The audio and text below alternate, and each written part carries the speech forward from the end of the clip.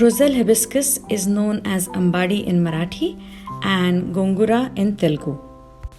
It has very sour leaves, and these are used in Indian cuisine mostly as a delicacy. So now that we have it growing in our own yard, I make it for the family, and whenever I make it, I make a feast to go along with it. And it is a delicious preparation. It's sweet and sour, and I love it. So I hope you like it as well. Here is a detailed list of ingredients for your easy reference, and for additional written instructions, please see the link in the description box below.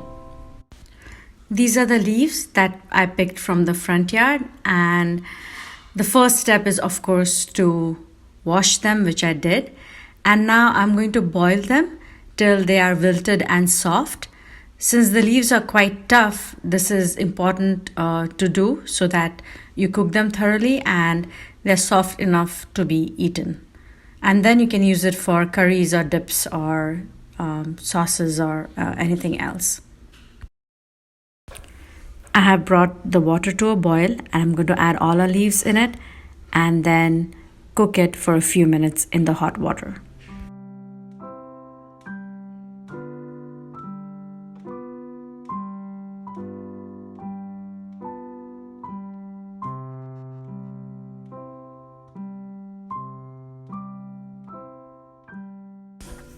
So these leaves have been boiling for 5 minutes. I'm going to turn the heat off. They are soft and wilted now and can be used for any preparation. And now I'm going to remove the stems and also chop them into smaller bite-sized pieces. So the leaves are now well cooked. As you can see, they do turn a dull green after they are cooked, but now they're ready to be used in our preparation. So for the rest of the ingredients, we have half a cup of split lentils. You can use yellow or these orange ones I'm using here, or even pigeon peas. We have a cup of diced onions, 7 large cloves of garlic, and just 1 red chili. This is very spicy. For the spices, I'm going to use, to season the oil, mustard seeds, cumin seeds, and then turmeric powder, cumin powder, and coriander powder. And since the Roselle hibiscus leaves are pretty sour, I'm going to balance them out, the sourness out, by use of this sugar. And I'm also going to add some molasses to add that depth of sugar, or you could use brown sugar or jaggery. And this is salt, and of course we will also use oil. So I'm adding the lentils to my water, and I'm going to boil them till they are partially cooked. So this has been boiling for about 5 minutes, and as you can see, the lentil is starting to get transparent. And maybe another minute and I can drain the water. So I'm heating up 2 tablespoons of oil, and I've added half a teaspoon of cumin and mustard seeds, which are starting to crackle now. Next, I'm going to add the onions in, followed by the garlic. This is about 1 tablespoon of garlic, and I'll stir this all well and let it cook for a couple of minutes. Now I'll add the cooked lentils to this. I forgot to add the red chili in, which should have gone in after my cumin and mustard seeds. So what I'm going to do is clear some space and add a little bit of oil and cook the chili in that oil before I mix it in with the rest of the ingredients.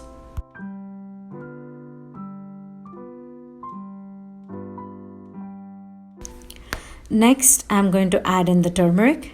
This is 1/4 teaspoon of turmeric.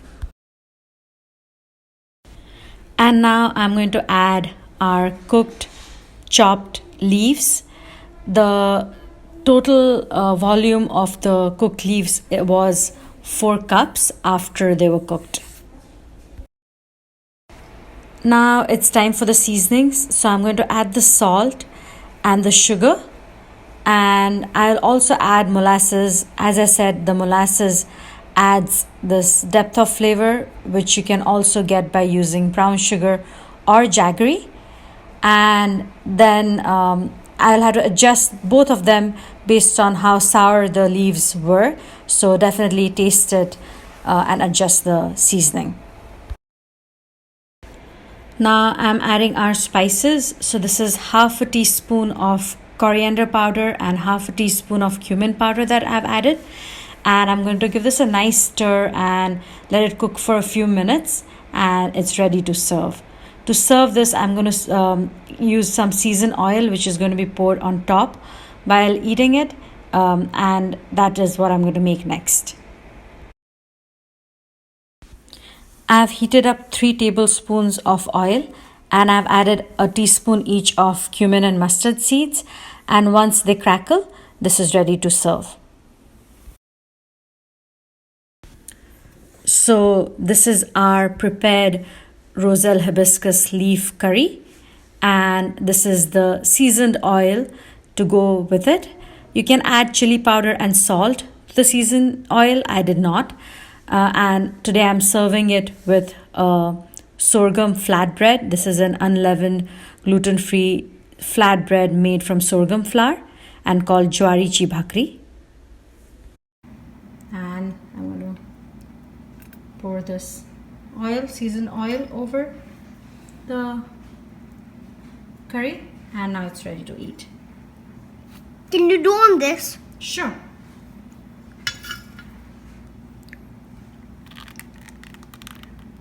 There you go. Looks good. Alright, so do you want to taste some of the bread with the curry? Yeah, sure. So first, let's put some more of this from the curry, bhakri, and then stuff it up in the curry. It has a nice lemony click to it. And also has a hit to it, the lemon. Do you know there's no lemon in the actual curry? It is just the leaves that are so lemony? Yeah. But it also gives a good punch to it. Is it sweet, or do you think it could do with more sweetness added? It's perfect. No more sweetness, no more sourness. It's perfect. So the Roselle hibiscus is a very special delicacy, and since it is not something we eat regularly, I thought I would make a feast out of this meal. So here we have the sorghum flatbread, the Roselle hibiscus curry, this is a guava pickle. The guava, the Roselle hibiscus are all from the backyard. This is a chutney made using just green chilies, which are homegrown, and some garlic.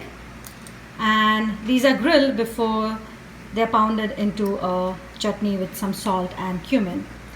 And this is a Guava Raita. So this is a dip, a yogurt dip in which we have added guava.